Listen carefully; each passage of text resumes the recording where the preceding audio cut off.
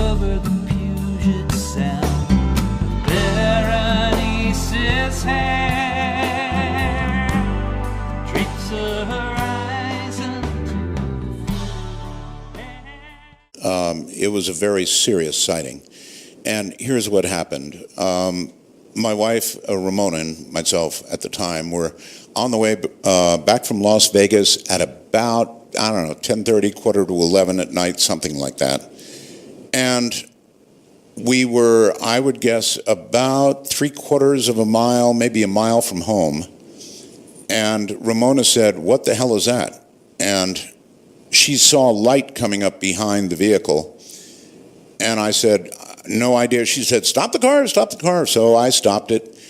And let me tell you about that night. There was about a 3/4 moon, maybe more than 3/4. And it was out here in the desert where we are. It's so quiet that you could hear crickets, a quarter of a mile away. I mean, that's really quiet, right? No sound at all. No highways, no road noise, nothing. So we were in a little car. We stopped it, got out, and oh my God, from the rear, coming directly at us, here is this giant triangle. And when I say giant triangle, I mean really big. When this thing came over us, the stars went away, the moon went away, everything went away. It could not have been more than 150 feet above us. It was metallic. It actually had lights on it, on all 3 corners of the triangle. And it was deadly silent. I mean, you could still hear the crickets a quarter mile away. There was no propulsion. There was nothing. And this thing went directly over our head. I went into, as did she, a state of shock. I mean, we were just in shock. We stood there and we watched this darn thing go out across the Pahrump Valley and head toward what we know to be as Area 51. Never a sound from it. It could not have been going more than 30, 40 miles an hour, very slow.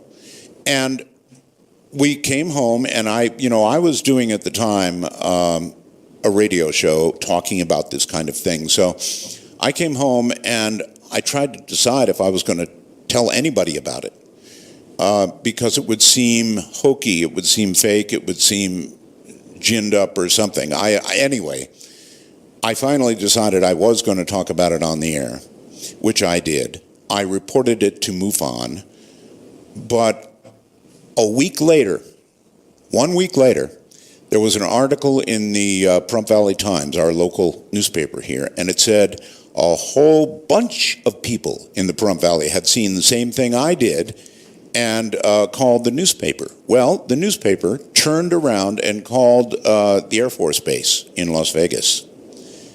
And they they told the newspaper that, yes, indeed, there had been a secret mission that had overflown the Pahrump Valley that night, but that it was a C-130 aircraft. Now, I was in the Air Force. I flew in C-130s. If a C-130 had flown 150 feet above me, my teeth would have rattled. So it was a joke. What they said was an absolute ridiculous lie and a joke. But there you are. We were, thank God, not the only ones who saw it. But we didn't know that until later. This thing was defying gravity. It either was floating, and it was not a balloon because it was metallic, had no apparent propulsion, therefore it was defying gravity. And it was gigantic. So you tell me what it was.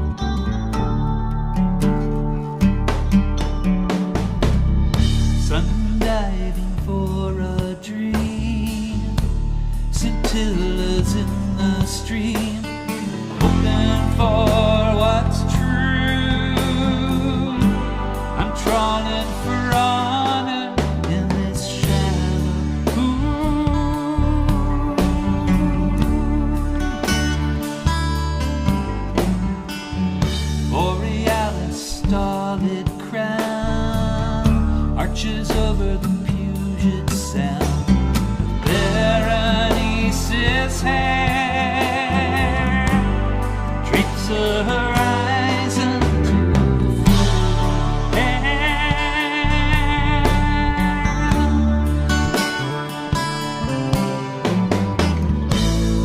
There is my lucky star tonight,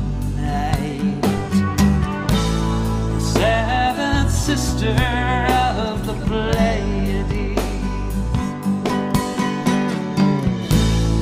walks in